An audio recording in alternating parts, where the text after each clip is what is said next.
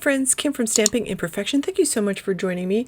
I'm here with a video for ScraPerfect. We're having a YouTube hop today to feature some of the ScraPerfect products, and I'll be playing with this stamps and stencil from Sassy and Crafty while I feature the ScraPerfect products. So I will put all the links to the other participants in the YouTube hop below and their videos, along with links to all the products that I'm showing here today. So here I have the Best Ever glue and the No Clog writing cap. And this is a really nice cap. That's the large size, by the way. It allows you to get a very fine applicator tip, and it's got a little needle cap to help prevent it from clogging.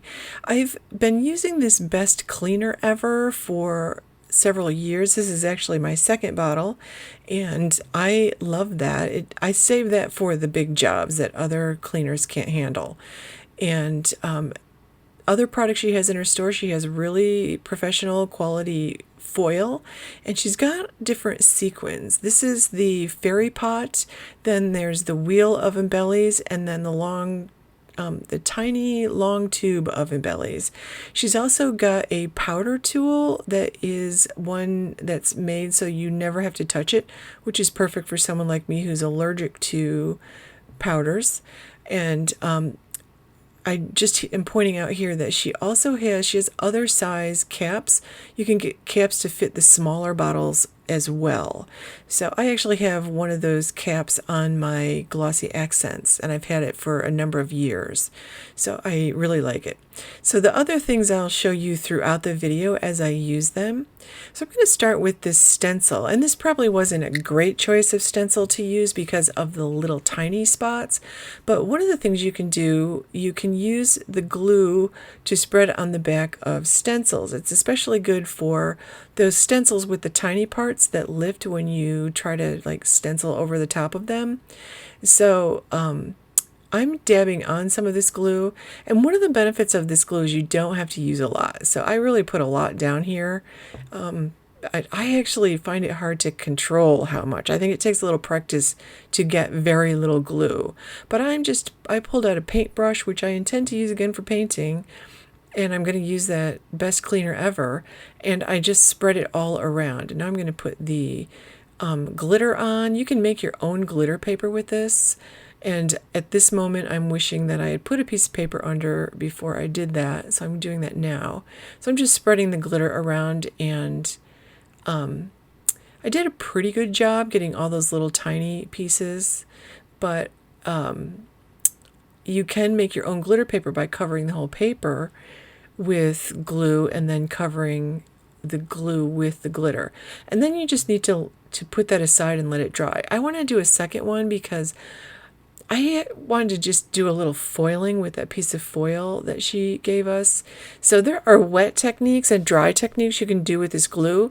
The way I'm using the glitter, where I'm not giving the glue time to dry and I'm just pouring the glitter on, is a wet technique. If I use it on the back of my paper to glue it to another paper, that's a wet technique. If I allow the glue time to dry and then use it, because this particular glue gets tacky as it dries, so you couldn't use it to do something like decoupage. Like, it's not something you want on the top of your project. You want to use it underneath things, and you can use it to foil. So that's what I want to do here. So I gave myself a little space, and I just applied the glue in as straight a line as I could get it. I was trying to get it the same thickness, and I'm going to let that dry. And I decided that I want to try a couple other things. I want to try, you can make your own glue dots. So I'm just making some glue dots, and I'm using them on a piece of the paper, the plastic that came off my stamp set. And then I made some with a fine applicator tip, just to show you that you can get really fine dots with that. So that's actually really nice. And the other thing you can do with that, you can like write words with that applicator tip, And I'm going to make some fine lines here, just straight lines, not writing, just to see how fine a line I can actually get. And I'm going to let those dry, and then I'm going to put the glue on, the foil on, because you can actually foil with these. Now to clean that glue off, I'm actually going to use that Best Cleaner Ever and use a rag and just wipe them off. And then I'll go run everything under some water to clean it off. So you can then just clean it off with soap and water. So it works pretty well, and in the end that brush comes out just as nice as it was before I did the glue thing. She also stamped, she put that glue on red rubber stamps and actually stamped the glue and then added glitter and foil. So that was pretty interesting. So this is Embelly Jelly, and I really wanted to try this. So I was excited to get this in my package.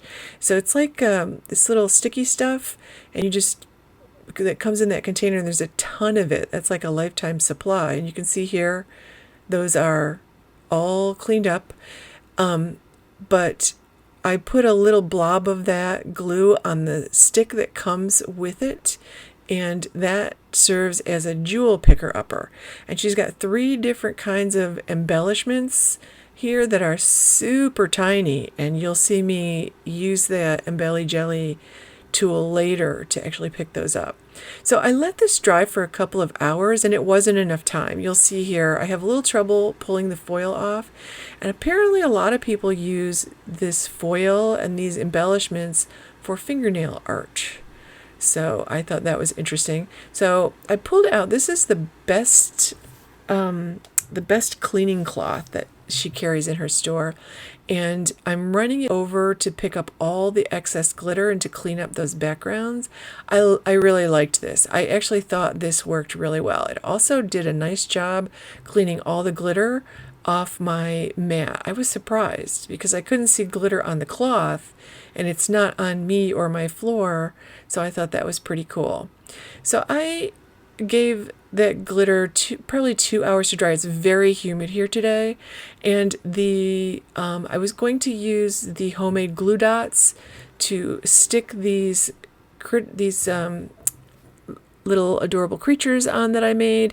However, they weren't quite dry. It's so humid here, so I just used a little bit of the glue, and I actually smudged it. So this is supposed to dry clear, and then you can just use your, like a rubber eraser to erase it off.